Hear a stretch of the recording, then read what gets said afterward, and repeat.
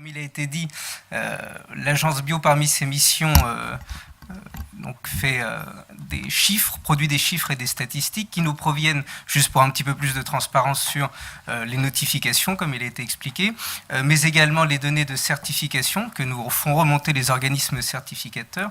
À partir de ces deux masses de données, on est en mesure de donner des chiffres de l'amont à l'aval pour l'ensemble des filières bio. Et puis, on complète par des enquêtes diverses sur la restauration hors domicile, sur les consommateurs et leur attitude, et puis sur les mises en marché plus précisément. Et à partir de toutes ces données, on est en mesure d'année en année donc de suivre l'évolution de la bio, et c'est ce que je vais faire maintenant en vous donnant un petit aperçu de la situation. Les chiffres qui vont vous être présentés, c'est pour la plupart d'entre eux, sinon ce sera précisé, fin 2016. Et si vous voulez des chiffres plus frais, il faudra attendre fin février pour le nombre d'opérateurs et mai pour les surfaces. Voilà. Alors, je commence tout de suite en vous donnant un petit panorama, un aperçu. Pourquoi ça ne marche pas sur mon diapo? D'accord. Donc, on a pour fin 2016 5263 exploitations viticoles qui représentent 70 000, environ 70 000 hectares.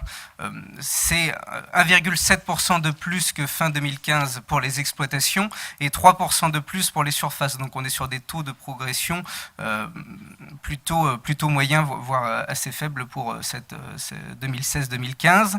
Ces 70 000 hectares représentent 9% du vignoble national. Et si on décompose, on a ensuite 90% de cette superficie qui est consacrée aux raisins de cuve, donc la très grande majorité, et 17% de cette superficie qui est de la conversion, donc soit en première, soit en deuxième, soit en troisième année de conversion, et même un tiers en fait en première année de conversion. Si on quitte la notion de surface et d'opérateur et qu'on parle en termes de volumétrie, ça fait 1,82 million d'hectolitres de vin bio qui sont mis en marché en 2016, et je vous montrerai par un schéma un petit peu la ventilation sur le marché intérieur ou extérieur. Un dernier chiffre pour le panorama, c'est la valeur des achats des vins bio, c'est 792 millions d'euros pour la consommation à domicile en France. Et là encore, je vous donnerai plus de détails par la suite. Sur Mayday, il ne veut pas suivre. Okay. Sinon, j'ai ça.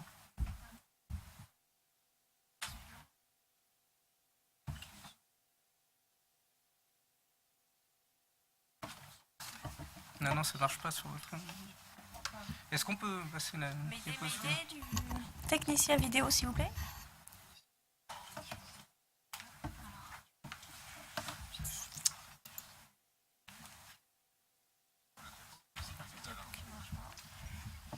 Sinon, j'arrive à le mettre en diapo. C'est normal, il n'est pas lancé. On peut tourner avec ça ou pas? Ok. Et là, on peut tourner avec ça. Avec gauche, droite, merci. Donc, on va passer à un focus production en 2016. Et donc, un petit graphique pour vous illustrer ce qui se passe. Donc là, on a de 2007 à 2016 l'évolution de la surface viticole bio. En France, on peut s'apercevoir que celle-ci a triplé en l'espace de 10 ans. Et on peut même observer deux pentes, c'est-à-dire qu'entre 2007 et 2011, il y a eu une croissance très forte, environ 170% de croissance, mais comme on est sur des surfaces, bon, c'est simplement pour vous donner l'envergure. Et de 2011 à 2016, en revanche, il y a eu une croissance de 16%. Donc il y a une pente qui réduit avec un ralentissement prononcé. Et si on prend les taux de croissance annuels ces dernières années, on est entre 1 et 4% de croissance. Et 3% donc pour la dernière année. Pour vous donner également d'autres précisions, notamment sur... Alors, même si on ralentit, on observe ces dernières années un petit rebond qui va être notamment confirmé donc, sur les chiffres de 2017, c'est-à-dire qu'il y a plus d'engagement en 2017 qu'en 2016, et il y en avait déjà un petit peu plus en 2016 par rapport à 2015, donc il faudrait observer si ce rebond se poursuit par la suite. Au niveau des arrêts, pour vous donner également un détail supplémentaire, sur les arrêts viticoles, on est à 3,2% d'arrêt de la population active, ce qui est un chiffre dans la moyenne basse des arrêts, parce que si on prend l'ensemble des filières bio, les arrêts sont de 4,2% en moyenne, donc plutôt moyenne basse. Ensuite, pour vous donner un aperçu géographique, en termes régional puis ensuite départemental, les tendances ces dernières années sont à peu près les mêmes, c'est-à-dire qu'on a évidemment l'Occitanie qui est la première région viticole bio avec 35% de surface, suivie par PACA avec 23%, et enfin Nouvelle-Aquitaine 16%. Quand je vous parle de pourcentage de surface, c'est conduit en mode biologique, c'est-à-dire soit certifié, soit en conversion. Néanmoins, il y a des régions qui ont des dynamiques fortes, plus élevées que la moyenne. C'est le cas de Centre-Val de Loire, avec une croissance entre 2016 et 2015 de plus 18%, et également la Corse, avec plus 8%, et le Grand Est, plus 6%. Je vous ai mis un petit palmarès départemental, bon, simplement pour l'image. Si on regarde donc les principaux départements en termes de producteurs ou de surface, vous les avez donc sur le tableau notamment vert, la Vaucluse, le Gironde, le Gard, je ne vais pas vous faire l'ensemble de la liste, mais il est intéressant de regarder la part du vignoble bio dans ces différents départements, et notamment les Bouches-du-Rhône avec 25%, la Drôme avec à peu près 20%, et le Vaucluse avec 17%. Voilà, donc je ne vais pas traîner sur sauf une dernière photo peut-être éventuellement, allez-y. Oui, alors je fais juste une parenthèse. Tous les diaporamas seront sur le site internet Sud Vin Bio à l'issue des journées de conférence. Donc ne prenez pas en photo forcément toutes les diapositives, vous l'aurez après. Et tout est filmé, donc vous retrouverez aussi les conférences sur la chaîne YouTube de Sud Vin Bio après. Voilà, excusez-moi. Il n'y a pas de souci. Vous pourrez comparer les régions et les départements ensuite. Voilà. Donc sur le focus marché, si on quitte la production et on s'intéresse à la consommation. Cette fois sur la consommation, si on prend le pas de temps 2005-2016, il y a une augmentation très forte de la consommation en valeur d'achat. Elle a été multipliée par 4 en l'espace de 12 ans. On peut voir le graphique, pour arriver à un niveau de 792 millions d'euros en 2016, ce qui représente une évolution de 18% par rapport à 2015. Et si on prend un petit peu plus de recul sur ce graphique, on voit que l'évolution ces dernières années de la consommation est forte et qu'elle est bien supérieure à l'évolution des surfaces, ce qui pose une problématique pour l'ensemble de la filière viticole, pour que les courbes soient assez rythmées de la même manière par la suite. Si cette fois on essaye de discriminer selon les circuits de commercialisation et leur poids, bon, vous avez été un petit peu spoilé sur la vente directe, mais je vous redonne le chiffre, c'est 41% le poids de la vente directe en valeur, suivi ensuite par les magasins spécialisés à hauteur de 23%, les cavistes 19% et la GMS 17%, mais globalement on est sur des blocs assez stables ces dernières années. Petit focus sur la restauration hors domicile, cette fois-ci non pas en termes d'achat mais en termes de volume. La restauration RHD représente environ 15% des volumes de vin bio vendus en France en 2016, et je vous ai mis deux autres petites informations qui sont un petit peu plus périmées puisqu'elles datent de 2014, mais je vous les donne quand même. En 2014, près d'un restaurateur sur deux servant à table du vin bio avait du vin bio donc à sa carte. Donc ça a augmenté par rapport à 2011 où c'était 2 sur 5. Et les restaurateurs qui justement proposent ces vins bio, en moyenne, ont 5 références différentes. Je reviens simplement sur la vente directe. C'est un graphique qui vous montre le poids des différents circuits de distribution pour toutes les filières bio. Et on s'aperçoit que les 40% de vente directe du vin, c'est un pourcentage très élevé et bien au-dessus de la moyenne des autres filières, puisque si on prend l'exemple des fruits et légumes, la vente directe représente 23%. Et on voit bien que pour les autres secteurs, le poids diminue. Donc c'est ce qui fait une des particularités de la filière viticole. Chose promis et chose due, la petite précision sur la mise en marché des vins bio.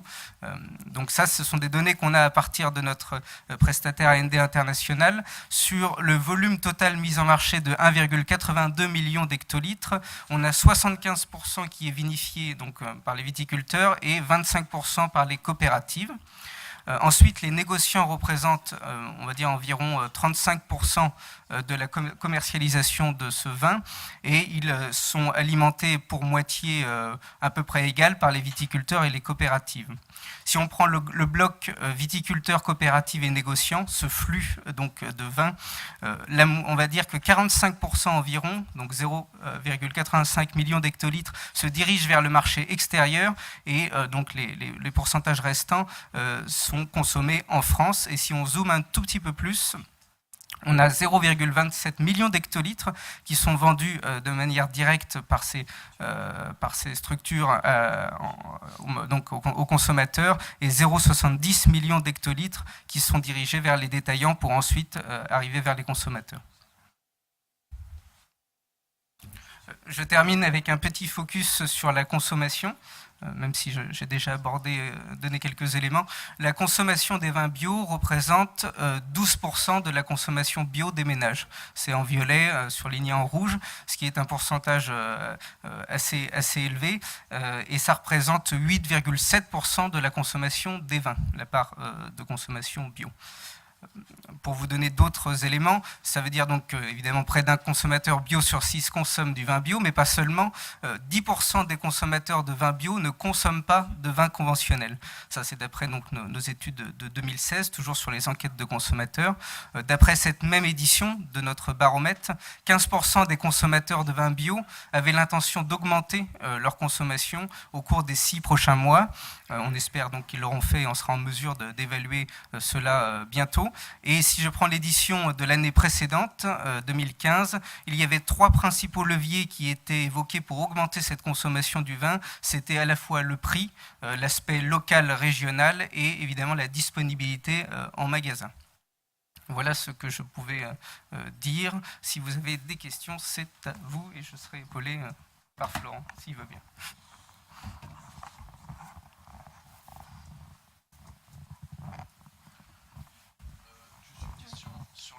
Consommation de vin bio, on a parlé des chiffres de 2016. Est-ce que ce sont des chiffres constants, pourcentage, ou est-ce qu'il y a des évolutions sur les dernières années? C'est bien ce graphique que vous voulez évoquer? Celui d'avant, je pense. Non, celui qui était l'avant-dernier graphique. D'accord. Voilà. Vous avez donné un chiffre donc de... Voilà, c'est celui-ci. Est-ce que dans la consommation bio, le vin représente toujours le même pourcentage, ou est-ce qu'il y a eu une évolution sur les dernières années? Sur l'année précédente, c'était aussi 12%. Après, je n'ai pas l'historique des années encore antérieures, mais ça se stabilise, c'est stable ces dernières années, effectivement. D'autres questions? Oui. Vous disiez les principaux moteurs, c'était... Oui. Les principaux moteurs donc d'achat, c'était prix, local, régional et disponibilité en magasin. C'est des moteurs ou ce sont des freins? Ce sont des freins et des moteurs. Ça dépend comment on positionne. Non, mais en tout cas, ce sont les 3 leviers, on va dire, donc soit bloquants, soit stimulants pour déclencher la vente des consommateurs. Mais c'est d'après l'édition de 2015, même si... A priori, ça ne devrait pas avoir beaucoup bougé. Il faudrait faire une étude dans les années suivantes pour voir s'il y a eu des évolutions. Oui, vous n'avez pas plus d'informations sur le prix, par exemple, parce que je vois souvent sur des études, les consommateurs, dans le déclaratif, disaient que le prix n'était pas un problème quand il était un peu plus élevé pour un vin bio à l'achat, mais on ne constate pas du tout ça dans les études d'achat en sortie de caisse, par exemple, où, in fine, le prix, même sur 20 ou 30% supplémentaires, joue quand même. Bien sûr. Enfin, moi, je reprends juste sur ce point-là. Cette espèce de... La première partie de votre question, on parle de consentement à payer davantage. Il faut vraiment le modérer beaucoup parce que, en réalité, même dans le déclaratif, puisque c'est ce que vous dites à juste titre, nous, on fait tous les ans un baromètre consommateur, cette fois-ci sur l'ensemble des produits bio, hein, pas spécifique au vin. Le frein numéro 1 qui est donné par tous les consommateurs, soit qui ne consomment pas de produits bio, il y en a presque plus, si je puis dire, puisqu'on est à plus de 89% de Français qui disent avoir consommé au moins une fois de temps en temps dans l'année des produits bio, mais même dans tous ceux-là qui consomment finalement très peu en volume, hein, je parlais tout à l'heure d'un marché de l'ordre de 4% de l'alimentaire, nous disent le frein numéro 1, c'est le prix. Les produits bio sont trop chers, donc au sens... quand j'en consomme, c'est sur quelques achats. Je cite souvent un chiffre, le premier produit d'entrée, ça se retrouve pas ici, mais c'est d'entrée de gamme, d'entrée de consommation, quoique si, dans le bio, c'est les fruits et légumes frais, hein, c'est la première chose l'image que les gens ont de la bio, et donc souvent le premier produit vers lequel ils vont. Quand vous prenez en 2016 les 15 fruits et légumes les plus consommés en bio en France, et que vous divisez par le nombre de consommateurs, on arrive à peu près à 3 kilos par an et par personne de consommer en fruits et légumes frais en bio en France. Ça vous montre qu'effectivement la consommation bio reste quelque chose de très ponctuel. 3 kilos, vous allez 3 fois dans l'année acheter des tomates bio et vous avez fait votre score moyen des consommateurs de produits bio. Donc vous voyez que quelque part on est quand même dans une consommation qui reste très ciblé sur quelques moments, quelques produits dans l'année, quelques actes d'achat. Donc le vin se taille une part assez correcte dans tout cela, et probablement parce que justement on est sur un achat de produits où on se fait plaisir, où on fait plaisir éventuellement en offrant une bouteille, en ramenant une bouteille à dîner, etc. Et donc du coup on est prêt effectivement peut-être à mettre un petit peu plus. Mais encore une fois, il faut vraiment rester dans l'image qui est un peu faussée par ce qu'on entend depuis quelques mois, puisqu'on parle sur des produits de qualité autour des états généraux de l'alimentation. On a dit c'est bien, c'est un secteur où la bio, les gens sont prêts à payer plus, et du coup il y a de la valeur à répartir, on la répartit mieux dans la chaîne.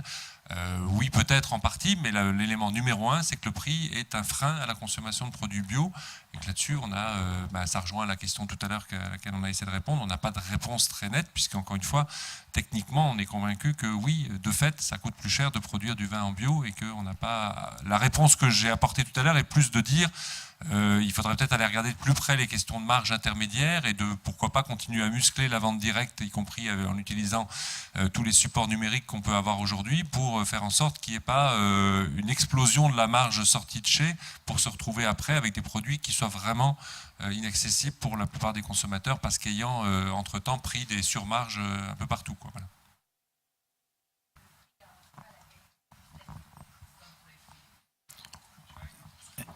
Je vais juste rajouter, Florent, à tes propos, et cette question est pertinente et qui peut expliquer ce phénomène qu'on ne s'explique pas toujours, pourquoi le vin biologique prend une part aussi importante au niveau de l'agroalimentaire.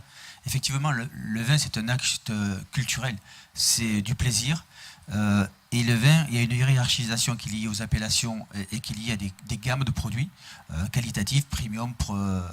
Effectivement, le vin bio ne se situe pas dans des produits d'appel de prix, des premières gammes. Donc le bio, il y a une valorisation, l'environnement, il y a un autre concept d'achat. Et je pense qu'à partir de là, le prix a une importance qui est moins significative que quand vous achetez des denrées comme les œufs, le lait, le pain. On n'est plus dans le même acte d'achat. Et ce qui pourrait expliquer cette progression importante du vin par rapport à l'environnement agroalimentaire, l'achat du vin, quand vous dites un prix, le vin bio est cher, c'est difficile de comparer un vin avec un autre vin. On trouve des vins conventionnels beaucoup plus chers que d'autres de vins bio. Il y a des vins bio qui sont beaucoup moins chers que de grandes appellations ou des domaines avec forte notoriété. Il y a une part qui est liée à la notoriété du produit, à la mise en marché, à la communication, qui fait que le prix, à mon avis, au niveau du vin, n'a pas du tout le même impact que sur les autres produits agroalimentaires, ce qui explique son développement. Une autre question ? Oui, bonjour. Vous pourriez remettre la diapo où vous comparez les fruits, légumes, le poisson, la boulangerie, tout ça, s'il vous plaît. C'était celle-ci. Non. Il y avait des barres, voilà. J'avais juste une question technique. Au niveau de la boulangerie fraîche, pour bien comprendre comment les mesures sont faites, pourquoi le taux de vente directe est si faible, en fait ?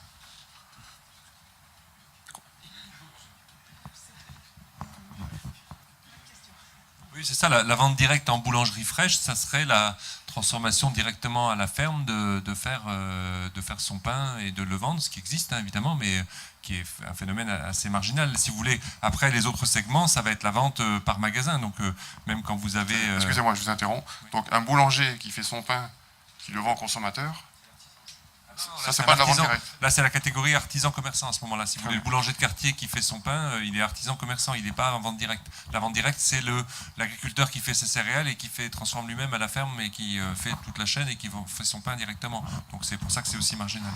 Merci. Oui, bonjour. Pour moi, il y a quelque chose d'intéressant à creuser. C'est il y a une demande sociétale, il y a une demande de la part des restaurateurs, il y a une demande de la part des gens, on parle du prix, mais il y a un fort ralentissement des exploitants qui se mettent au bio, il y a un taux de déconversion, il va finir par y avoir un méchant effet ciseau là, entre une demande qui augmente et une offre qui ralentit.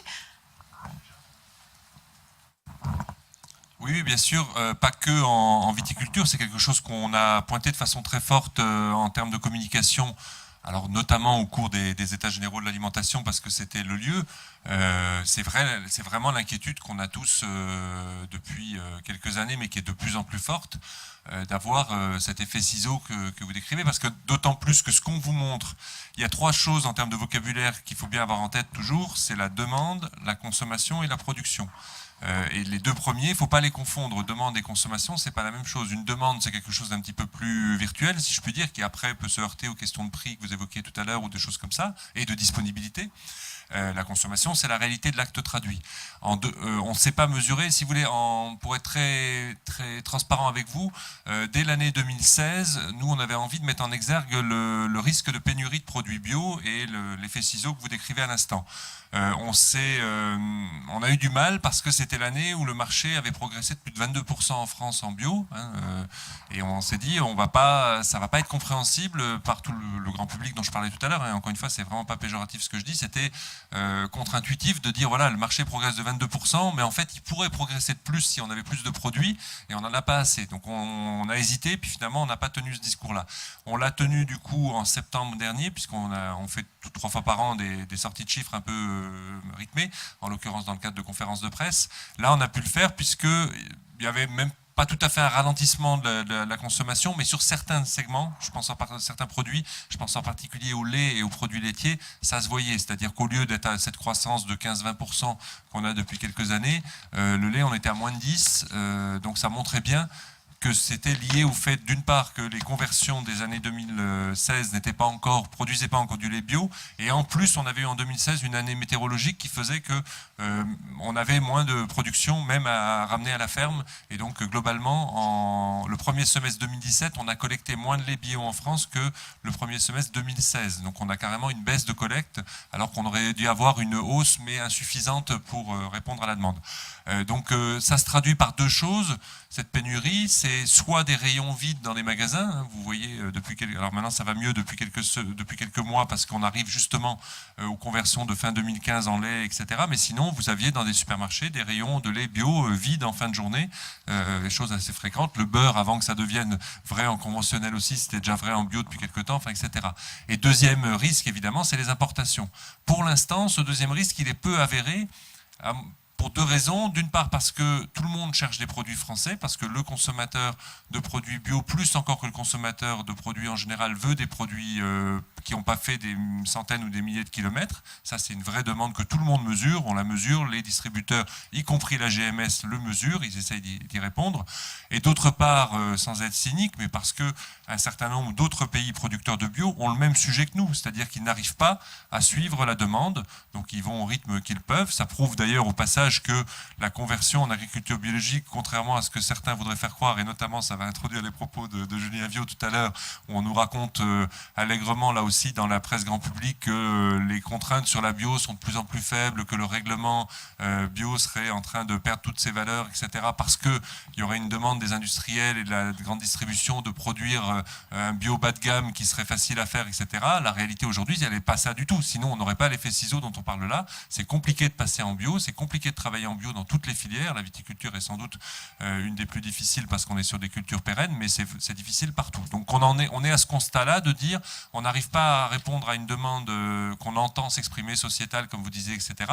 Ceci étant, les consommateurs réagissent aussi en disant finalement, ça met du temps à arriver les produits, c'est aussi parce que justement c'est difficile de produire en bio, qu'on ne fait pas en claquant des doigts des choses. Ça, c'est sur la partie réaction consommateur. Et après, bien entendu, le débat il est politique et financier, c'est-à-dire qu'à un moment donné, on a entendu hier les propos notamment de la présidente de région ici qui était quand même assez allant sur cette question-là, mais il y a des réalités budgétaires qui font qu'on est en train de discuter, et là je ne vais surtout pas impliquer mon voisin parce qu'il n'est pas en situation je ne vais pas le mettre en difficulté, mais on est en train de discuter effectivement avec les le gouvernement sur des annonces qui vont être faites, qui sont suite aux États généraux de l'alimentation. Le Premier ministre a évoqué le 21 décembre dernier le fait que l'objectif en France en 2022, ça serait de passer à 15% de la surface agricole cultivée en bio, alors qu'on est à 6,5 à peu près aujourd'hui, donc plus qu'un doublement des surfaces en l'espace de 4 ans.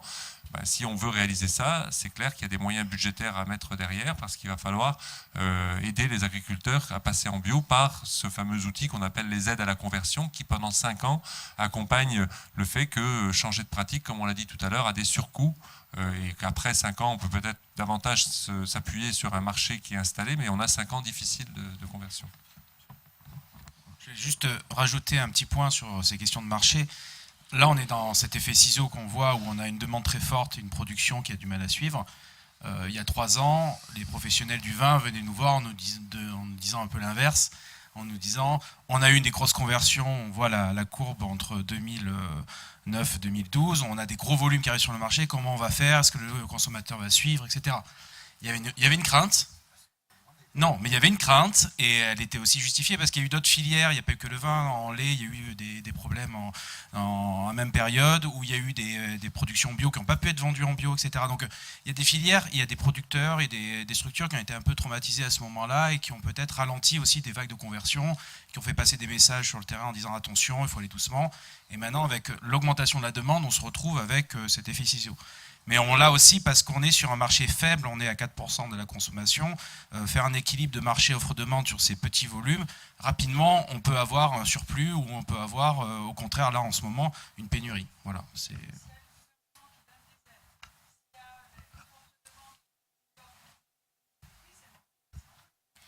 Oui, mais comme vous avez évoqué tout à l'heure, c'est pas aussi simple que ça. C'est-à-dire que derrière, il y a des viticulteurs, où il y a des agriculteurs, il y a un climat, il y a ces aléas climatiques, il y a une compétence, de la technicité, et tout ça, c'est un bémol. Le consommateur bio, c'est ce qu'il demande. Il va avoir des garanties, des certifications, il va avoir une sécurité alimentaire, et ça, on se tient de le respecter. Voilà. Nous, on est très attachés à la réglementation européenne, qui est une certification qui donne des directives très claires, où le consommateur se retrouve. Tout à l'heure, on a évoqué les problèmes des vins nature. Effectivement, quand il y a une demande forte, tout le monde veut essayer de profiter du marché sans pour autant essayer de respecter les règles fondamentales. La certification, ce n'est pas quelque chose d'onéreux. Ça a été organisé par l'Europe, les certifications sont agréées, ça vaut entre 300 et 1000 euros par exploitation. Donc ce n'est pas ça le frein. Donc aujourd'hui, le frein, c'est les contraintes que nous apporte la bio, mais ces contraintes-là, c'est ce qui valorise le produit. Donc c'est la réponse que demande le consommateur. Donc on s'organise, effectivement, au ministère, on s'était rencontrés, et notre demande, c'était de dire, on a converti du vignoble, essayons de convertir des consommateurs. Donc on demandait une aide financière pour que l'agence bio ait plus de budget, pour pouvoir faire plus de communication et d'expliquer aux consommateurs ce qu'était consommer bio. Effectivement, les consommateurs ont appris tout seuls, et très rapidement, malgré l'aide de l'agence bio, et on se rend compte qu'on a pu multiplier par 3 les surfaces. C'était un challenge énorme. Ce qu'on s'est rendu compte également, c'est que quand l'offre est importante, on peut penser à avoir une progression de marché importante. Le marché en 2007, nous, on est quand même très bien placé pour le palper avec Millésime Bio. C'est un salon qui date depuis 25 ans et c'est quand même une grosse vitrine au niveau de la consommation. À côté de vous, il y a 40% de l'offre nationale. C'est énorme. Millésime Bio, c'est énorme. Donc on arrive à palper ça. Donc on essaye toujours d'orienter le marché. Effectivement, Millésime Bio, pour nous, c'est une plateforme. On communique, on donne des orientations. Effectivement, quand on a multiplié par 3 nos surfaces, dans la région de l'Occitanie, on était les premiers au feu. Ça nous a quand même demandé en tant que professionnels de prendre des responsabilités. Il fallait qu'on stabilise ce marché. On a su le faire et les consommateurs ont répondu de façon très explicite. 20% d'augmentation de la consommation en moyenne sur les 7 dernières années. Il y a beaucoup de filières qui aimeraient bien l'avoir. Nous, on l'a. Après, on a aussi, en viticulture, je ne parle que de la viticulture, que je n'ai pas les compétences pour parler de l'agriculture en général, mais la viticulture conventionnelle, c'est la viticulture bio de demain. Et la pyramide des âges ne nous aide pas.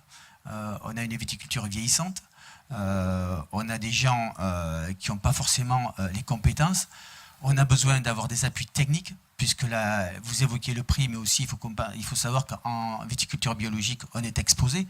Donc il y a des années où le climat est très défavorable et on peut s'attendre à ne pas récolter. Ça veut dire que là, nos calculs de rentabilité sont complètement faussés. C'est-à-dire que vous amortissez pas sur 5 ans, vous amortissez que sur 4 ans. Donc ça, c'est quand même important d'en tenir compte. Tous ces aléas, c'est quand même un parcours difficile. Et il faut accompagner. Les aides, effectivement, c'est important, mais sur les revenus agricoles en viticulture, ce n'est pas du tout le même impact que sur les céréaliers. Aujourd'hui, on a besoin d'avoir... on essaye, nous, de rassurer tous nos vignerons sur la vision à 5 ans du marché. On essaye de stabiliser le marché. Effectivement, la bio, le but, c'est d'avoir un marché stabilisé. On parle de production équitable. Là, il est intéressant qu'aussi ce développement de la bio soit équitable, c'est-à-dire une répartition des marges. Tu l'as évoqué, Florent, effectivement, il faut être vigilant. La chance que l'on a, c'est ces 41% de vente directe. Effectivement, avec 41% de vente directe sur un marché, vous le stabilisez. C'est quand même c'est quand même ça qui donne la tendance du marché.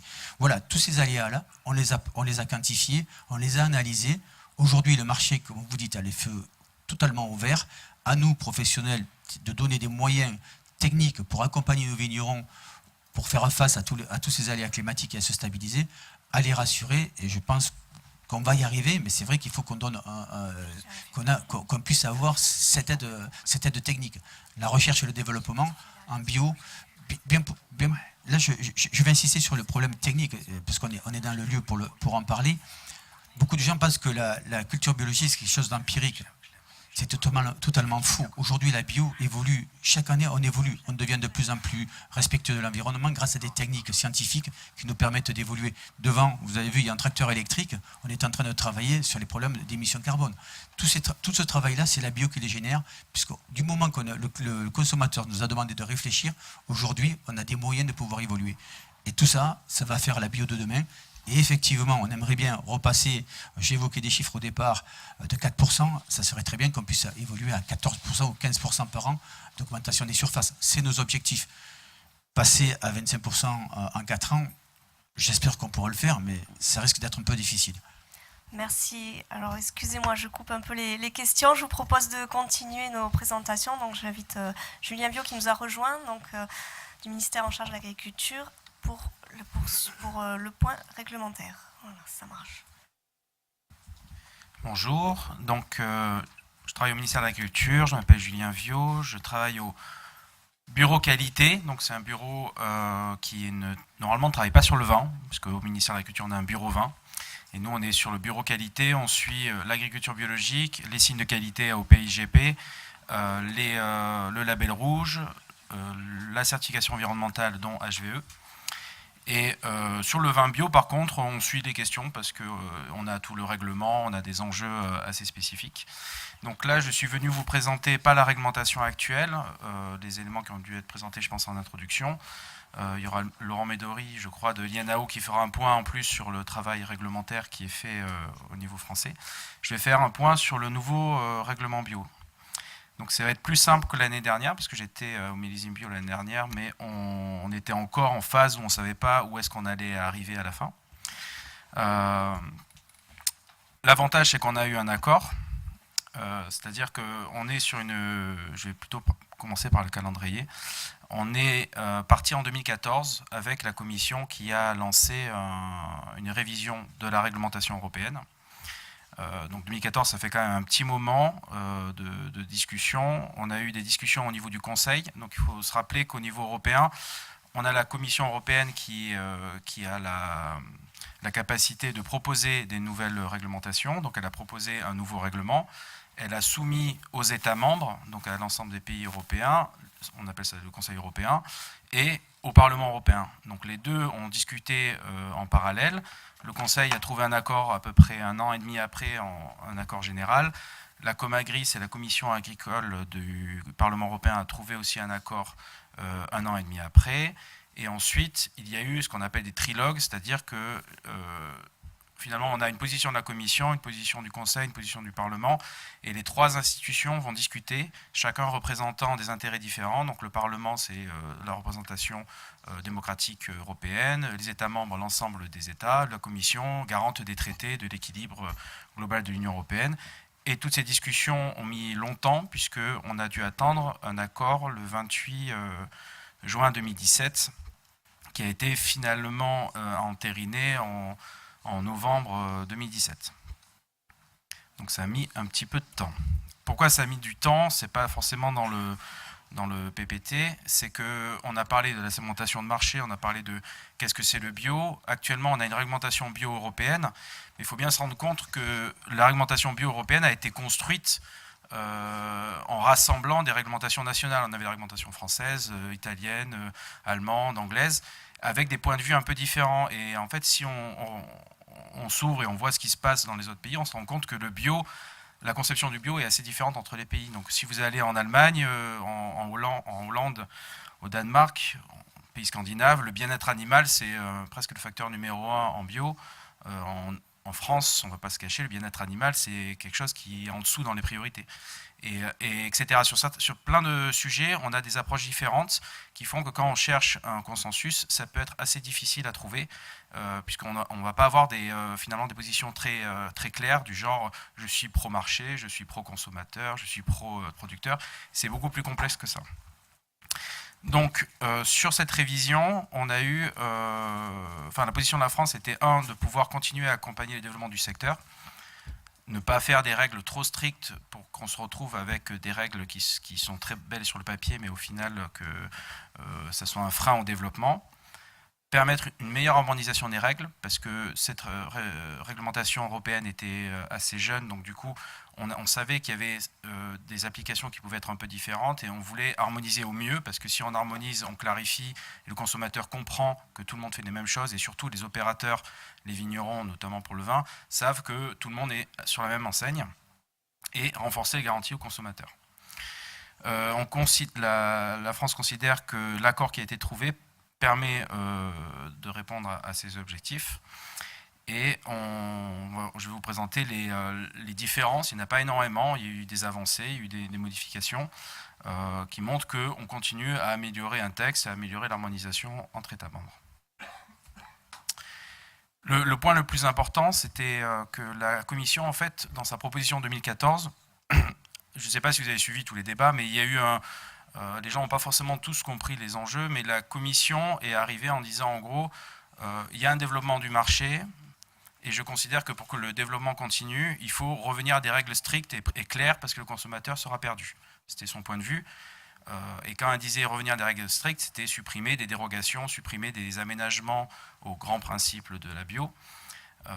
Donc sur le principe, ça peut paraître très intéressant, par contre, mais en fait, quand on rentre dans le détail, on va prendre un exemple, c'est la mixité. Par exemple, la Commission voulait supprimer la mixité. La mixité, c'est la capacité d'un exploitant agricole à avoir une partie en bio, une partie en non bio. En France, on a, je crois, 30% des exploitations qui sont en mixité.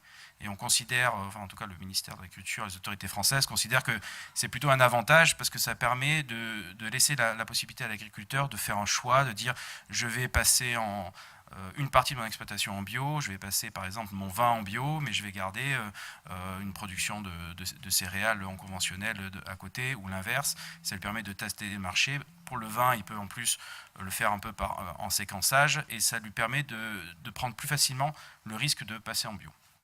En tout cas, c'est le point de vue des autorités françaises et de la profession bio en France. Donc, la France a défendu plutôt de rester sur le statu quo des règles, donc garder un peu le même système sur les pratiques agricoles. Donc notamment, ce qu'on a obtenu, c'est de maintenir les possibilités de mixité des exploitations, en sachant également, il ne faut pas avoir peur de la mixité, parce que la mixité, c'est en bio, vous avez une exploitation qui a une partie bio, une partie conventionnelle, mais le système de contrôle permet à l'OC, à l'organisme de certification, d'aller contrôler la partie conventionnelle. Donc ça permet de bien vérifier qu'il y a bien une séparation, qu'on n'utilise pas les produits conventionnels sur le bio, etc. Tandis que la fausse bonne idée d'obliger à passer tout en bio pousse les agriculteurs à séparer leur exploitation en deux, mais en fait un peu de façon artificielle. Voilà. De même, ça ne vous concerne pas forcément le vin, mais par exemple en bio, on donne la possibilité d'utiliser des semences bio, non bio, si les semences bio ne sont pas disponibles.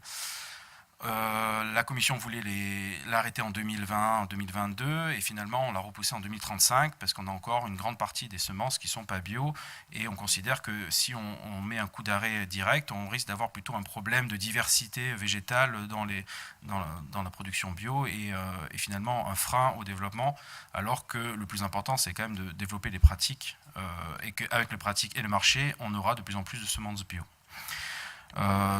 Je ne vais pas faire toutes les modifications parce qu'on est quand même sur un texte de 300 pages. Je donne des points qui peuvent être intéressants pour votre secteur notamment.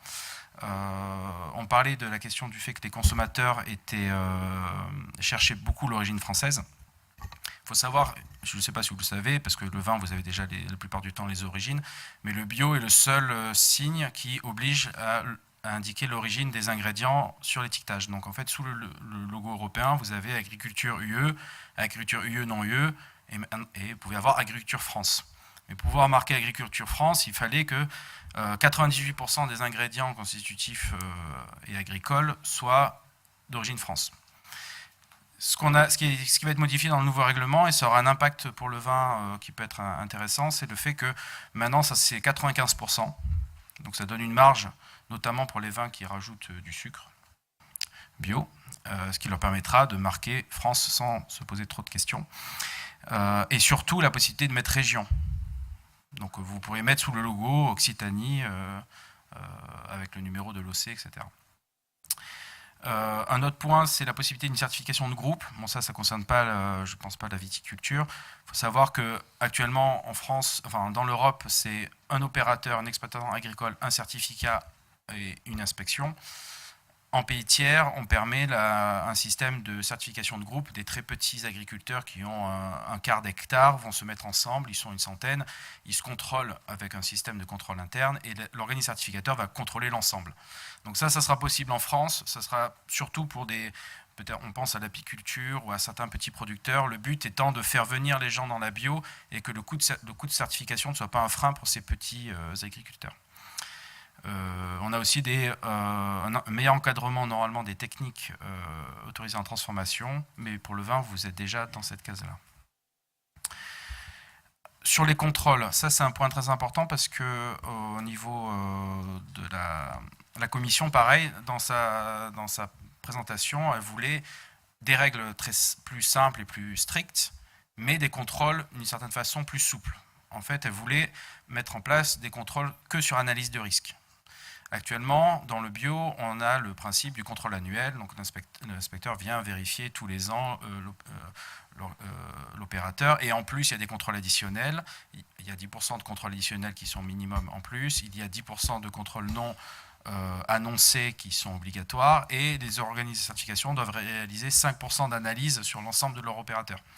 Donc ça, c'est le cas, c'est ce qu'on a actuellement. La Commission voulait mettre en place un système où il n'y aurait pas eu un contrôle annuel, en considérant que c'était peut-être meilleur, avec les mêmes ressources, de les concentrer là où il y a des problèmes, là où il y a des risques, là où il y a des enjeux, etc. Et ça n'a pas vraiment plu à notre secteur, ça ne plaît pas non plus aux autorités françaises, parce qu'on considère que vis-à-vis du consommateur, on a communiqué sur le bio depuis 40 ans, sur le fait que c'est un contrôle annuel, on a un des systèmes les plus contrôlés en agroalimentaire. Du coup, on a défendu le principe du maintien du contrôle annuel. Alors, ça a été compliqué. Et au final, on a obtenu le maintien de ce principe, c'est-à-dire que par principe, dans le nouveau règlement, tous les opérateurs devront être contrôlés tous les ans, mais cette fréquence pourra être réduite tous les 24 mois.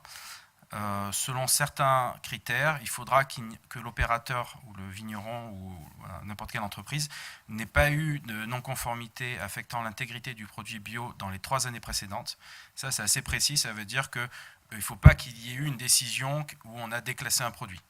Donc si on a déclassé un produit pour X raisons dans l'entreprise, pendant les 3 prochaines années, il ne pourra pas avoir de fréquence réduite. Et en plus, s'il est considéré comme un risque avec des critères d'analyse de risque qui sont obligatoires et que l'organisme de certification doit mettre en place, il ne pourra pas déroger, il aura une inspection tous les ans. Il faut bien comprendre sur ce point-là que les systèmes de contrôle sont différents entre les pays. Si vous allez au Danemark, si vous allez en Hollande, le contrôle, il est public. Si vous allez à Barcelone, en Catalogne, le contrôle, il est public. Ce n'est pas un organisme privé qui fait le contrôle. Donc il y avait des États membres qui, dans cette négociation, ont en fait porté plus des enjeux internes d'organisation des contrôles en disant, nous, on n'a pas les moyens, avec un secteur qui explose, de continuer à faire ces contrôles. On veut passer maintenant à une analyse de risque et concentrer nos moyens publics sur les opérateurs à risque. Voilà, ce n'est pas forcément des enjeux purement économiques, filières. Derrière, c'est des organisations des systèmes de contrôle de chaque pays.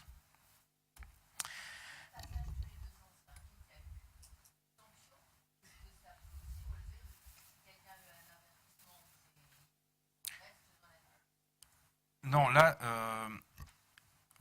en gros, le règlement dit que l'opérateur aura une fréquence tous les 24 mois, enfin jusqu'à 24 mois maximum, plus souple, s'il n'y a pas eu de déclassement. Donc s'il y a eu un avertissement, ce n'est pas un déclassement. Par contre, si l'opérateur est à risque, c'est-à-dire que par exemple, on imagine que c'est un importateur qui importe des produits de pays où on sait qu'il y a du risque de fraude, etc., cet importateur, même s'il n'y a pas eu de déclassement pendant 3 ans, il sera toujours contrôlé tous les ans parce qu'il rentre dans la case à risque. Si vous êtes un vigneron mixte, vous serez sans doute à risque et vous aurez un contrôle tous les ans.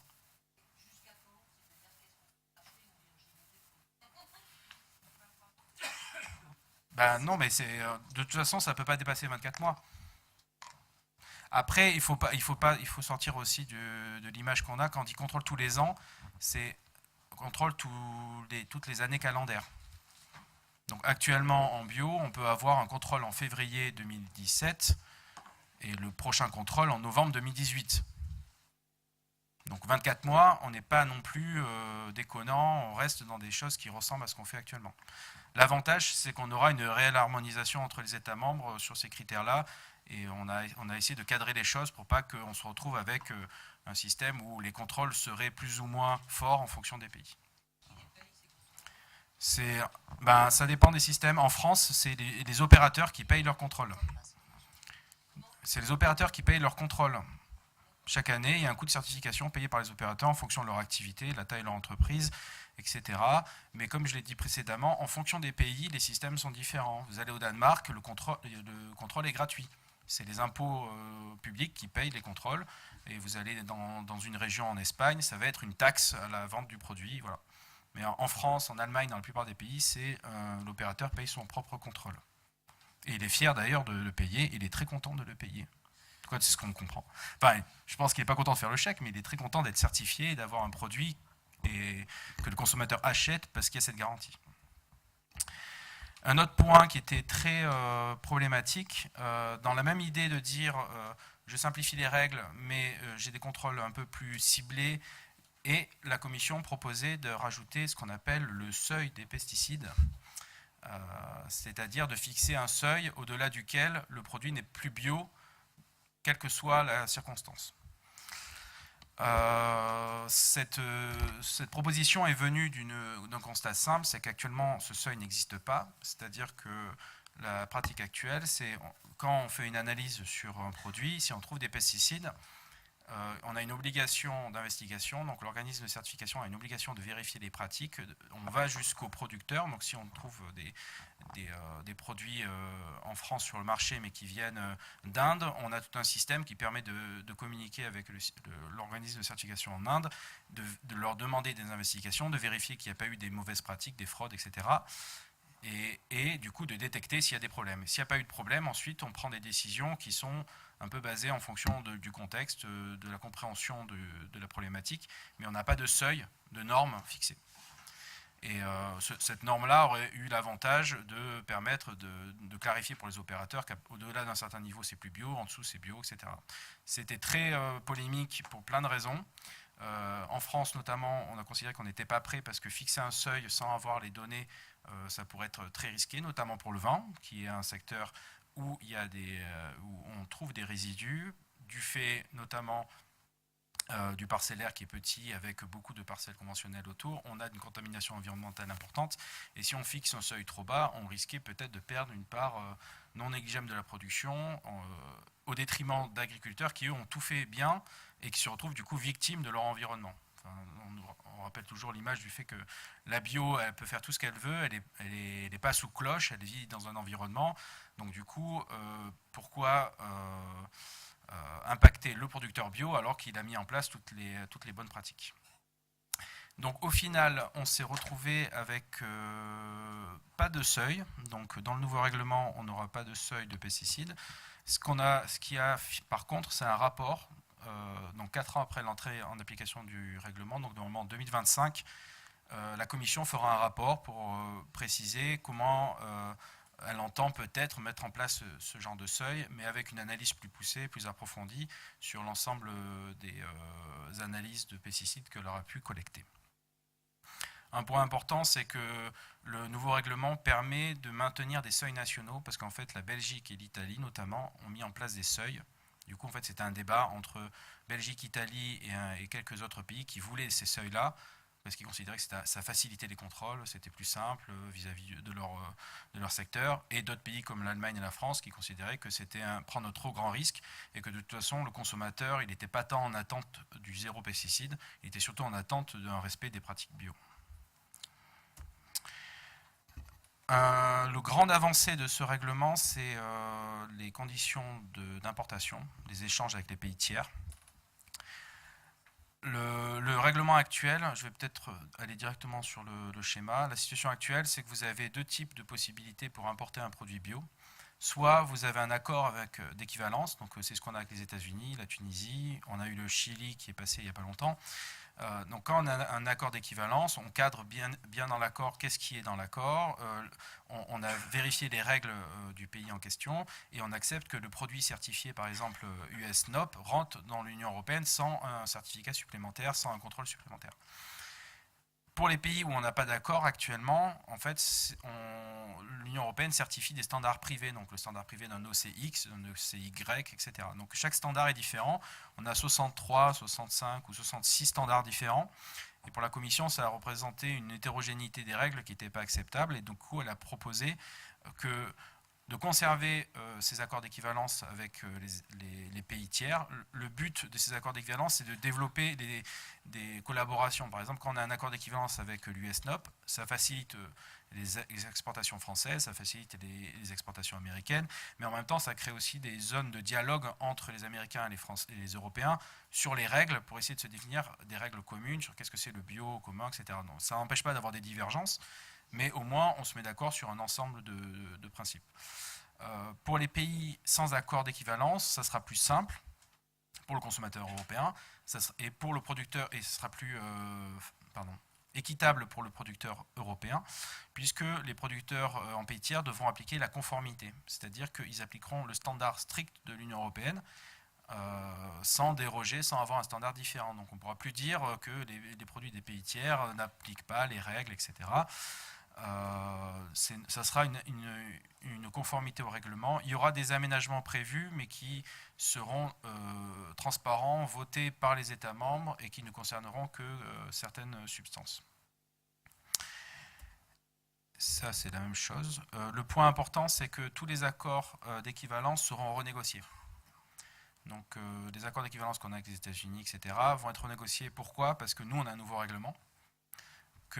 Du coup, dans ce nouveau règlement, on veut une vraie équivalence réciproque, parce que souvent, on a eu des accords avec le Costa Rica ou avec d'autres pays où on n'a pas une réelle réciprocité. On était dans une logique d'importation de consommateurs. J'ai besoin de produits, je reconnais un pays. Et du coup, on aura 5 ans pour renégocier sur la base de notre nouveau règlement de nouvelles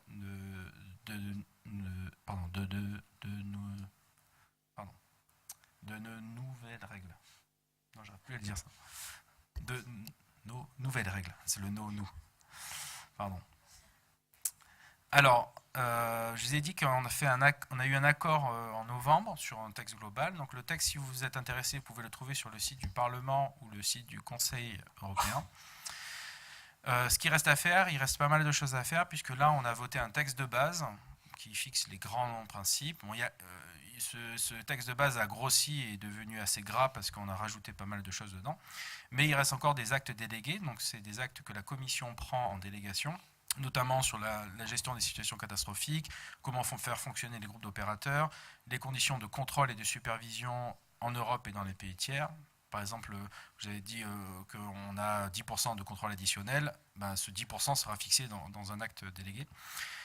Et des actes d'exécution sur les conditions de production pour les animaux, pour toutes les substances, les intrants, les annexes que vous connaissez sur les fertilisants, les phytos, etc.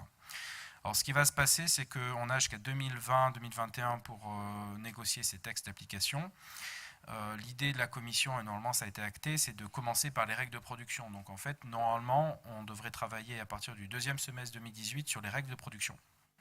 Essayer de les caler pour fin 2018 pour que les producteurs aient une vision dès 2019, quelles seront les règles de production applicables en 2021.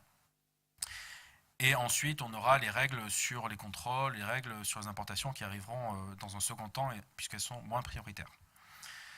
Le principe, c'est que ça sera globalement, pour toutes ces règles de production, l'idée c'est de reprendre ce qu'on a actuellement. Donc, par exemple, l'annexe des produits phyto, annexe 2, je ne sais pas si vous la connaissez, mais cette annexe, c'est là où on a le cuivre, on a des huiles végétales, etc. Cette annexe 2, en théorie, sera reprise quasiment intégralement dans le nouveau règlement. L'idée n'est pas de repartir sur des grands sujets. Il y aura peut-être des améliorations ou des modifications qui sont dues finalement à une incorporation d'avis et de travaux qui ont été faits précédemment. Je fais juste un point sur la vinification biologique, puisque depuis 2012, on a des règles de vinification biologique qui permettent de dire on a un vin bio et pas seulement un vin issu de raisins biologiques. Donc, puisque cette réglementation sur la vinification est assez récente, il n'y a pas eu une volonté de rouvrir la boîte de Pandore et de rediscuter de tout ça. Donc, en théorie, le grand principe, c'est qu'on a un statu quo de toutes les règles de vinification dans le nouveau règlement. Il ne faut pas s'attendre en 2021 à avoir un chamboulement de qu'est-ce qu'on peut faire en vinification bio. Le point important, c'est que puisque le texte a changé de forme, avant, toutes ces règles de vinification étaient dans un règlement d'exécution. C'est un peu technique, mais en gros, c'est un règlement qui était facilement modifiable. On pouvait, à la guise, si on voulait, entre États membres et Commission, modifier, amender, etc. Là, on aura deux niveaux, en fait. Les pratiques interdites, concentration partielle à froid, élimination du soufre par méthode physique, électrodialyse pour stabilisation tartrique du vin, désalcoolisation partielle, résine échangeuse d'ions, ça sera dans le texte de base. C'est déjà dans le texte de base, en fait. Donc, du coup, ça ne sera pas modifié facilement. Il y a les pratiques autorisées, traitement thermique, qui, elles, dans la négo, sont montées de 70 à 75 degrés, donc c'est le seul changement. Centrifugation et filtration au-dessus de 0,2 microns, donc ça, c'est autorisé, les trois. C'est aussi dans le règlement de base. Ces deux points, pratique interdite et pratique autorisée, ça pourra être quand même modifié, mais par un acte délégué. Un acte délégué, ça veut dire qu'il faut l'accord du Parlement et de l'accord de la Commission. Donc, Conseil et Parlement. Donc c'est une procédure plus lourde, et ça sera que pour ajouter des pratiques interdites ou modifier le libellé de la pratique.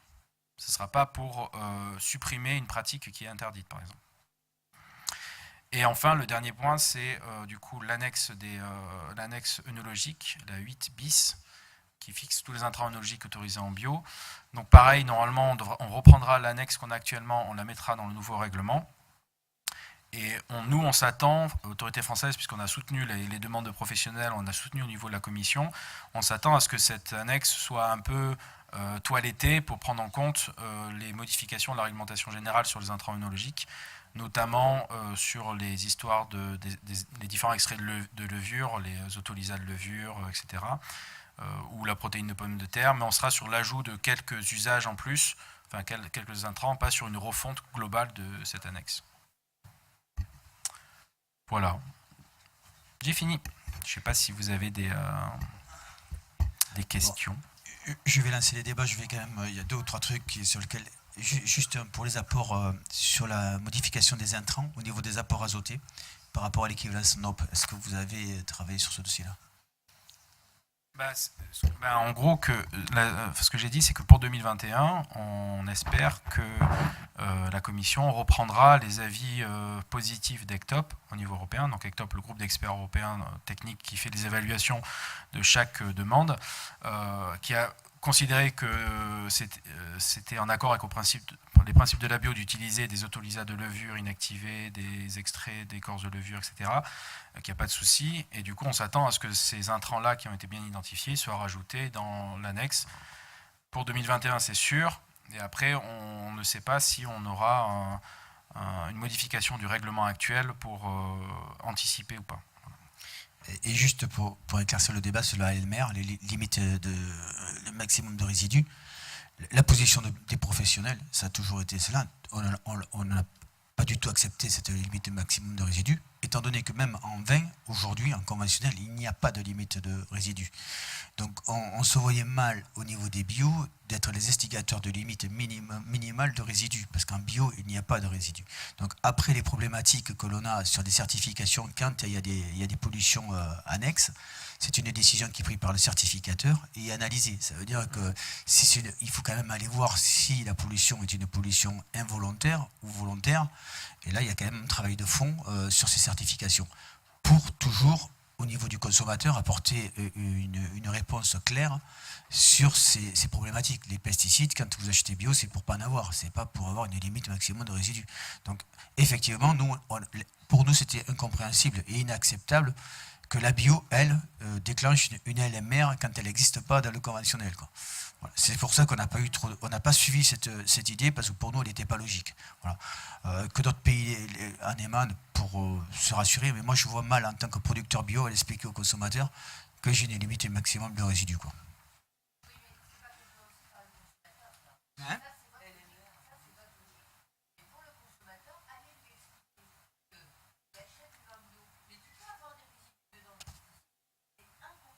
C'est ce que je vous dis, c'est incompréhensible. Non mais on n'a pas soutenu la démarche de mettre en place une LMR. Voilà. Donc c'est exactement le même. Si vous voulez, c'est la vision du consommateur. En fait, ça montre bien le problème de ce seuil, c'est qu'en fait, ce seuil, si vous voulez, on part de zéro, en tout cas de la limite de détection, à 0,01 mg par kilo. Et ensuite, il y a un seuil. Donc si ce seuil est au-dessus de 0, les gens peuvent le prendre comme une tolérance et dire, mais il y a une tolérance en bio, pourquoi il y a une tolérance, je veux 0 ? Et d'autres qui disent, mais pourquoi c'est pas à 0 ? Parce que pour moi, en bio, le seuil devait être à 0. Donc on est dans un débat un peu sans fin entre des gens qui considèrent ça comme une tolérance, des gens qui vont considérer ça comme au contraire un seuil et qui ne comprennent pas pourquoi il est au-dessus de 0. Je ne sais pas si je suis clair. Et du coup, on a des gens, on a eu... Non, mais ça explique pourquoi le débat a été compliqué. C'est qu'il y a des gens qui ont vu ça comme une tolérance et qui ont considéré que c'était inacceptable en bio de tolérer la présence de pesticides, parce que si vous avez un seuil au-dessus de 0, ça veut dire que vous tolérez. Et inversement, des gens qui considéraient que ce seuil-là permettait que ce seuil-là allait faire sortir du bio des gens parce qu'ils étaient contaminés par leurs voisins, etc. Alors qu'actuellement, ce n'est pas un chèque en blanc. Si on trouve des résidus de pesticides sur un produit, il y a des investigations, il y a des vérifications. Comme je vous l'ai dit, on remonte la chaîne jusqu'au producteur, on regarde le contexte et on trouve des fois des malversations, on trouve des fraudes. Dans ce cas-là, on déclasse. Si on ne trouve rien, en fonction ensuite d'une analyse du contexte, l'organisme certificateur, même s'il ne trouve rien, il déclasse parfois. Parce que les niveaux peuvent être élevés et il n'accepte pas que le produit soit vendu en bio. Donc on déclasse en bio actuellement, mais on ne déclasse pas de façon systématique avec un seuil. Et la crainte de ce seuil, c'est de créer des injustices pour les producteurs dans certains cas et d'être pas très clair au niveau du consommateur si on avait un seuil qui était au-dessus.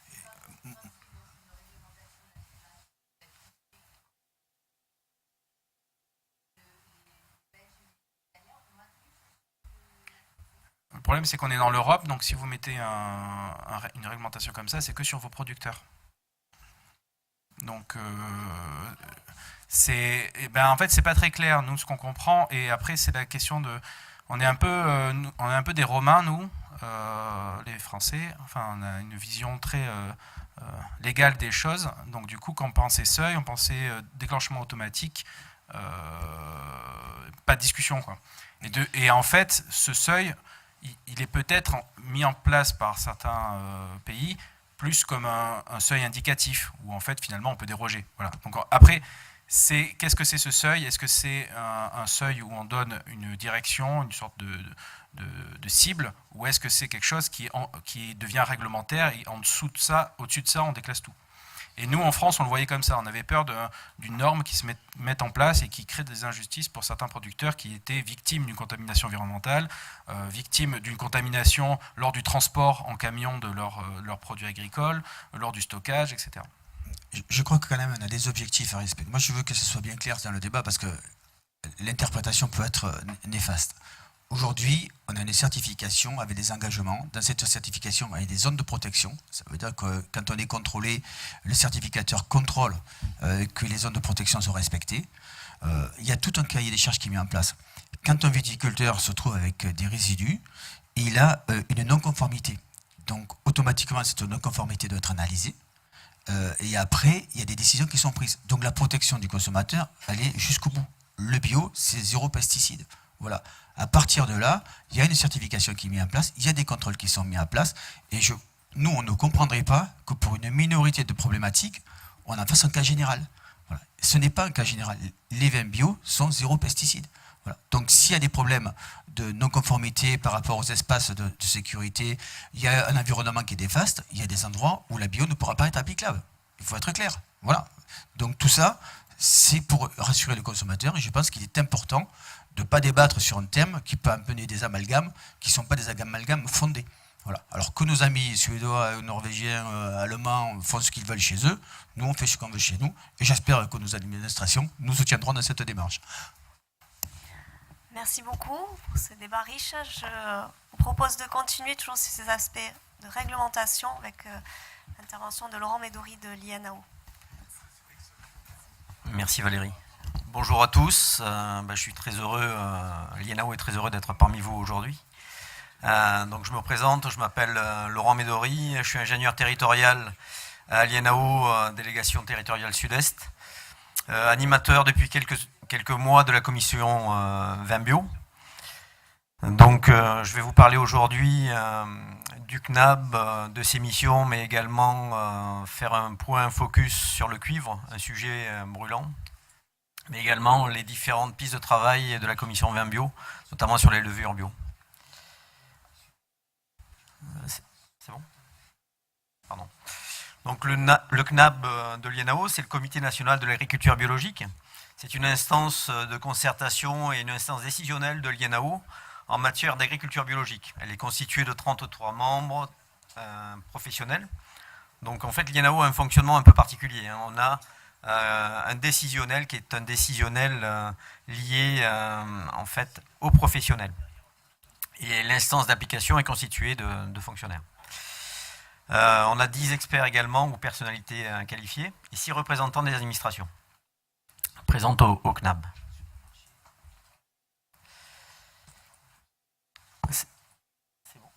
Les membres sont directement nommés par le ministre chargé de l'Agriculture, par arrêté ministériel, après consultation des organisations professionnelles. Le président actuel du CNAB s'appelle M. Olivier Nalès, que vous connaissez certainement. Les membres sont nommés pour une durée de 5 ans. Et la dernière mandature a été nommée en 2017. Donc le CNAB travaille au cours de 3 réunions par an en séance plénière, mais également avec des commissions nationales composées de membres du CNAB. Elle travaille sur des sujets précis, réglementation, intrants, semences, vin bio, aquaculture également, apiculture. Et les travaux de la commission vin bio que j'anime sont présidés par M. Yves Dietrich, qui est membre du CNAB. Alors quel est le rôle du CNAB au sein de l'INAO ? C'est de suivre l'évolution réglementaire européenne, qui est en cours de réforme, Julien vous en a parlé, et donner des orientations, proposer des évolutions réglementaires au niveau de l'Union, relayées le cas échéant par les autorités françaises, le ministère en particulier, ou au niveau national, au travers de l'évolution du cahier des charges français. Suivre également les évolutions des disponibilités de semences. Actuellement, également dans le secteur de la vigne et du vin, il y a un travail qui a été lancé sur la production de plants de vigne en bio. C'est un sujet important que j'aborderai tout à l'heure en fin d'intervention. Et interpréter également le règlement chaque fois que cela est nécessaire à l'harmonisation de l'application des règles. Donc je vais vous parler donc de la commission vin bio et de ses prérogatives. La commission vin bio a un rôle essentiel, c'est être force de proposition. Elle va analyser toutes les évolutions de la réglementaire, mais également provoquer de nouvelles expérimentations pour éventuellement demander, après analyse de l'argumentaire technique, leur intégration en agriculture biologique. Donc la commission vin bio va faire cette analyse, ensuite va proposer au CNAB les évolutions techniques ou les refus éventuels, parce que bien évidemment il peut y avoir des refus, notamment sur certaines pratiques œnologiques. On peut parler par exemple des nanoparticules sur lesquelles la commission vin bio a donné un avis défavorable. Ensuite cet avis a été validé par le CNAB. Le CNAB ensuite va... Enfin, le refus a été validé par le CNAB. Et ensuite, les décisions du CNAB sont transmises au ministère et à la Commission européenne pour modification éventuelle du règlement. Donc, je vais vous parler d'un sujet qui nous préoccupe tous, un sujet brûlant, c'est la problématique du cuivre. On sait tous l'intérêt qu'a cette matière active, qui est une matière active naturelle. Il ne s'agit en aucun cas d'un produit de synthèse dans la lutte contre les maladies cryptogamiques. Et donc une réduction des doses est en cours de discussion au niveau de la Commission européenne.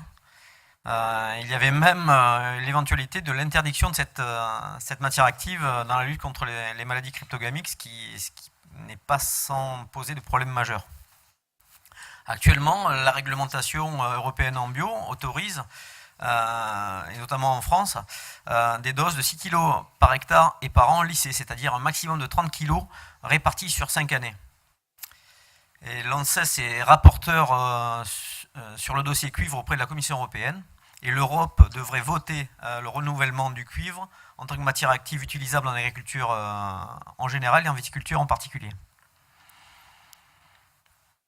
Donc la décision sur la quantité maximale utilisable et le lissage possible n'est pas prise en compte dans les discussions de la Commission européenne.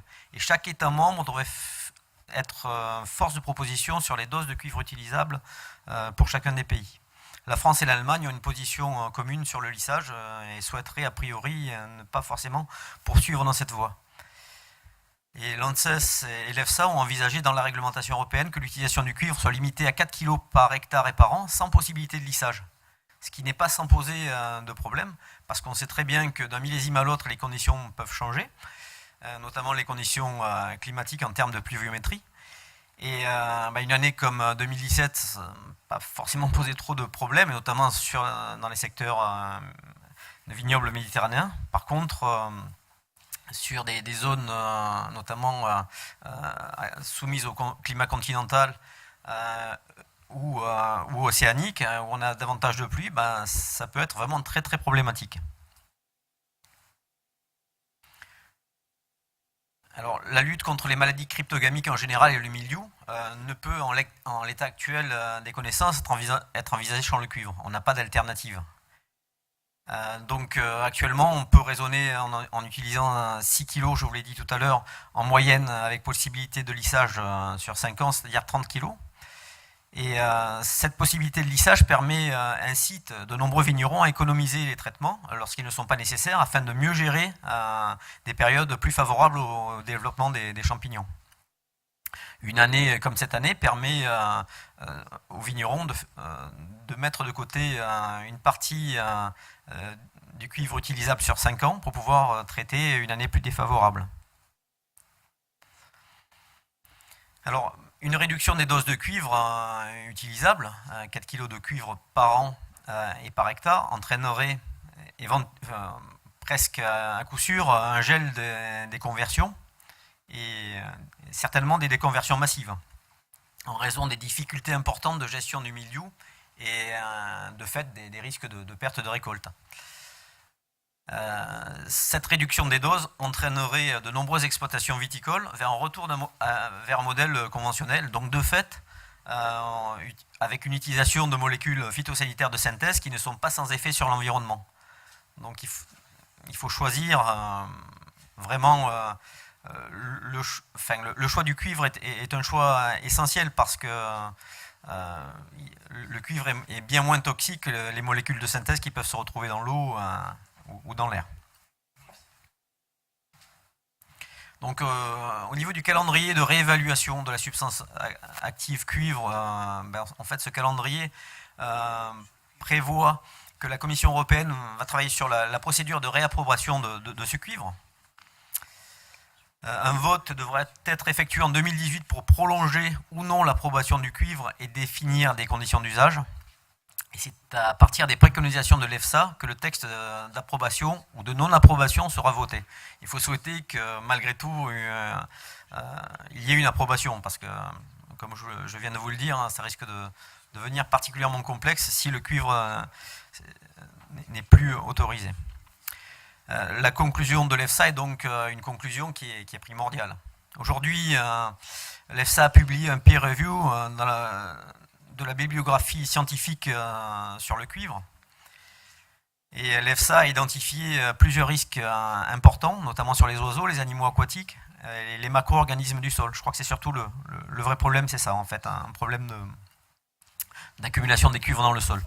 Mais des données complémentaires sont nécessaires et donc l'EFSA pour l'instant ne conclut pas. Donc au niveau de ce calendrier de réévaluation, il était prévu que l'approbation des composés cuivre présents dans le règlement d'exécution européen arriverait à expiration le 31 janvier 2018.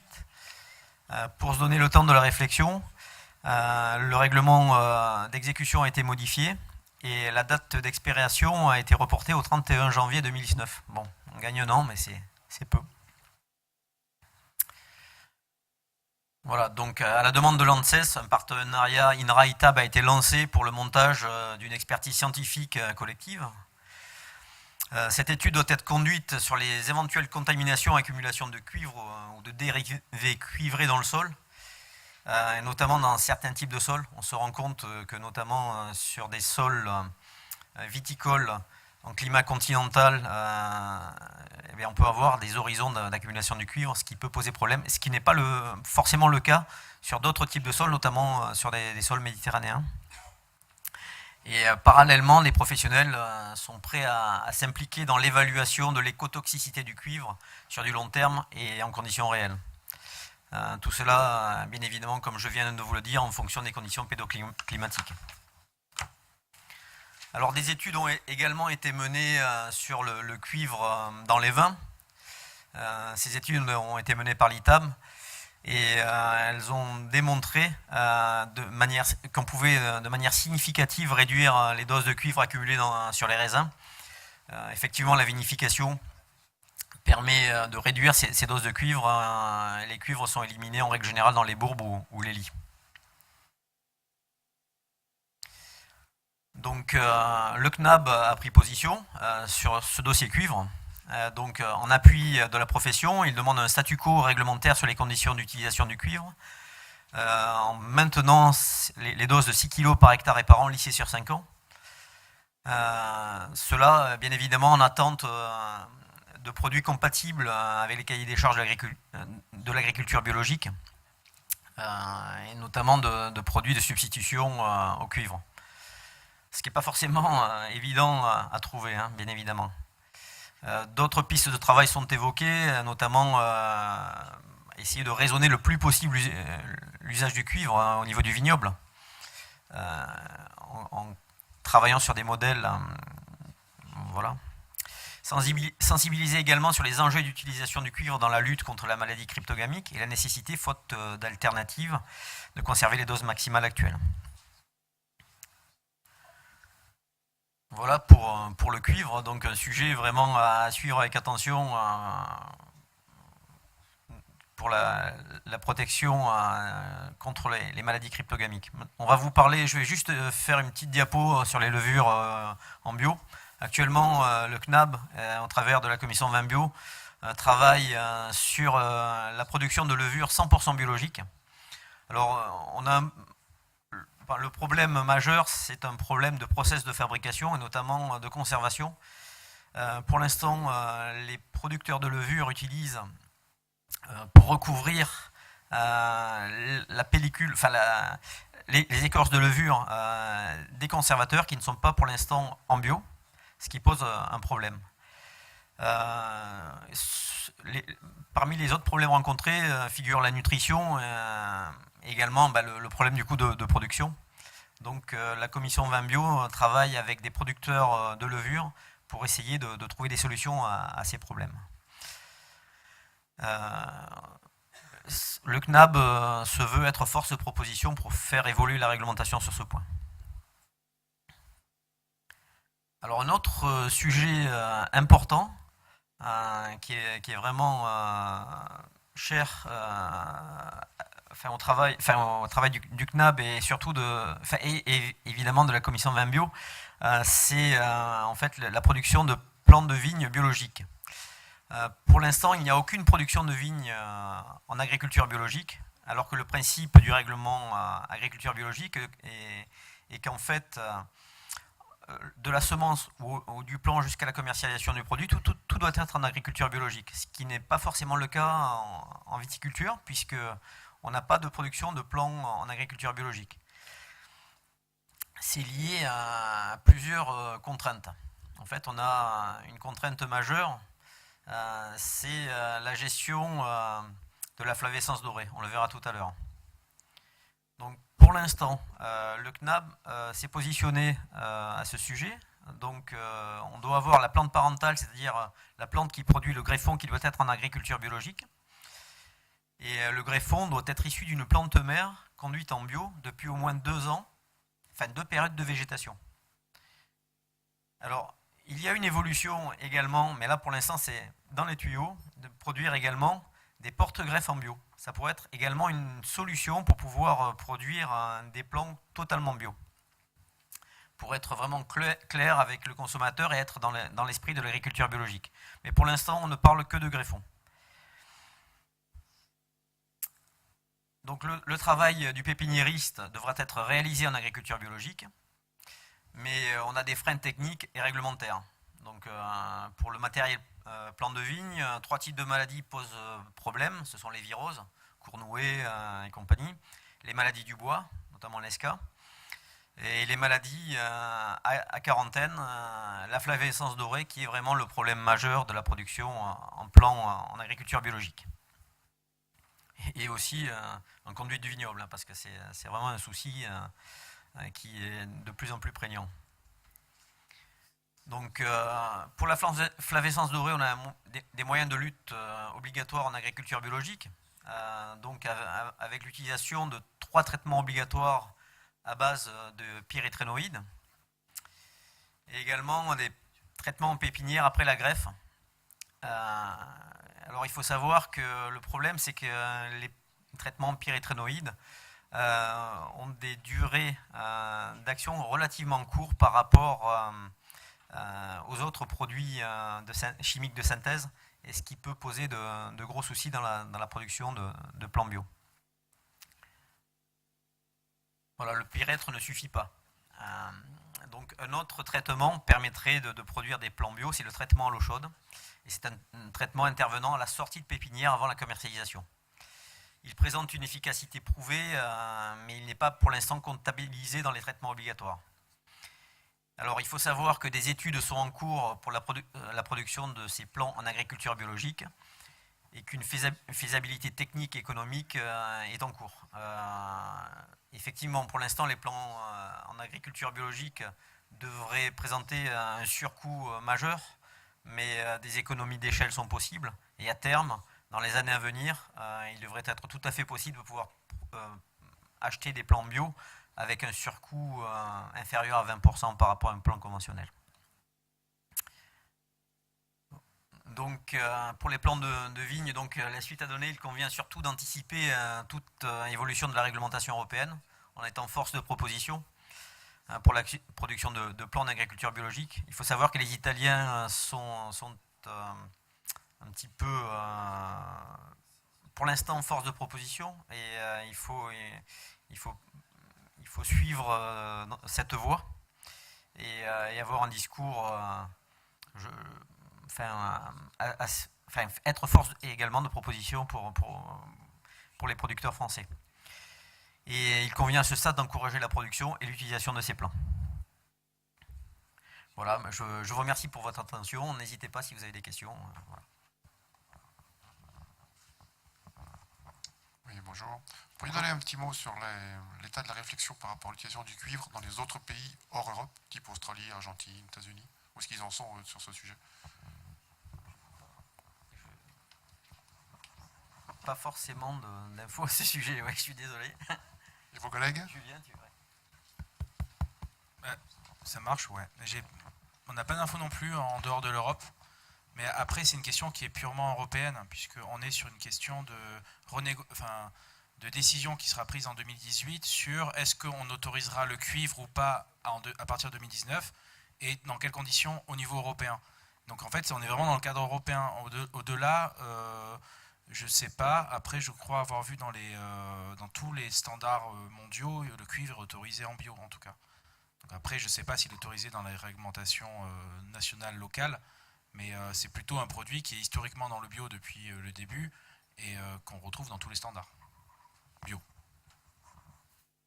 Non, je suis d'accord, je vous suis. Ma question portait effectivement parce que si on fait des accords commerciaux et donc on reconnaît les labels mutuellement, pas avec le Chili ou quoi que ce soit, si on a une tendance, au-delà de la partie purement santé, j'allais dire, de nos sols, pour la partie donc, commerciale, économique, si nous on se met des barrières encore plus exigeantes et plus strictes, mais je dirais que le monde ne suit pas, on peut avoir tendance à se désavantager, j'allais dire.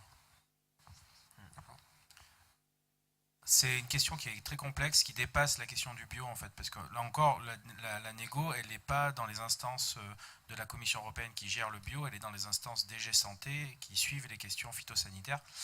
Et si on décide par exemple en 2019 interdiction du cuivre dans l'Europe, il y aura des décisions ensuite qui seront prises pour assurer que des produits, si on considère qu'on interdit pour des raisons de santé,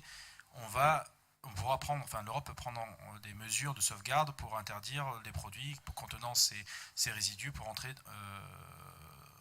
à être importés. Donc du coup, c'est juste de la fiction, mais il y a eu des décisions qui ont été prises sur d'autres molécules, ou quand on l'interdit dans l'Europe, après il y a une discussion sur jusqu'à quel stade on va l'interdire dans l'import, on va peut-être l'interdire sur des usages, sur pas mal de produits. Après il y a des négociations avec certains pays pour lesquels il y a des enjeux diplomatiques et autres qui peuvent rentrer en compte, mais pour le cuivre, on n'est pas trop dans cette logique-là, on est plutôt dans une logique de savoir est-ce qu'on l'autorise, et surtout on l'autorise à quel niveau, à quel seuil. Sachant que le débat il est surtout en interne au niveau européen, puisqu'on a des pays qui ont déjà interdit le cuivre sur leur marché.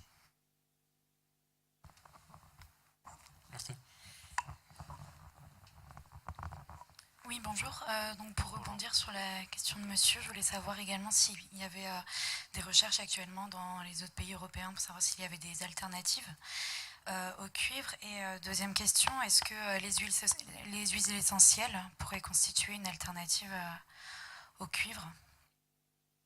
Tous les éléments qui permettent de lutter contre les maladies cryptogamiques sont bien évidemment des alternatives. Après, je pense qu'il faut travailler à la vigne, c'est-à-dire modéliser et surtout raisonner les traitements pour diminuer les doses. C'est déjà fait, mais la modélisation permet vraiment de diminuer ces doses de cuivre. Mais alors comment expliquer par exemple qu'en biodynamie, la limitation pour l'utilisation du cuivre soit de 3 kg il me semble, alors qu'en bio donc elle est de 6 kg. Qu'est-ce qui peut expliquer cette différence On est sur un lissage à ces 6 kg lissés sur tous les territoires et pour toutes les années. Donc le biodynamie et 3 kg lissés, c'est pareil, ça dépend du secteur, ça dépend de la zone, de la pression dans l'année. On a plein d'agriculteurs bio qui ne sont pas en biodynamie, qui sont largement en dessous de 3 kg. Donc c'est la limite haute qui permet de gérer la plupart des situations en Europe continentale et en fonction des climats, etc. Et par contre, sur les huiles essentielles, etc., je vous invite à aller voir le site de l'INRA. Donc la semaine dernière, non, il y a 2 semaines, l'INRA a rendu une expertise collective, une ESCO, qui a duré 1 an. Ils ont en fait rassemblé une bibliographie internationale, donc pas que française, sur la question du cuivre et des alternatives au cuivre. Ils ont balayé toutes les connaissances scientifiques sur le sujet. Et en gros, le résultat montre qu'on peut arriver à 3 kilos assez facilement, entre guillemets, par un ensemble de techniques, notamment agronomiques, gestion de système, utilisation de certains intrants alternatifs, mais qu'on ne sait pas se passer du cuivre actuellement, si on ne peut pas se passer à 100% du cuivre. Et notamment, vous verrez dans cet ESCO, il y a une synthèse et un document plus complet. Il balaye toutes les alternatives possibles. Pour l'instant, on n'a pas d'alternative crédible qui permet de remplacer le cuivre totalement. On a des produits qui vont être mis en même temps que le cuivre, qui vont permettre de réduire la dose de cuivre, d'améliorer l'efficacité, mais on n'est pas sur un produit de substitution. Puis je crois qu'on est sur un ensemble de solutions. La gestion de l'azote en fait partie. En rendant le végétal moins attractif pour les maladies cryptogamiques, en diminuant les apports azotés, même si en bio, effectivement, les apports azotés sous forme minérale sont interdits.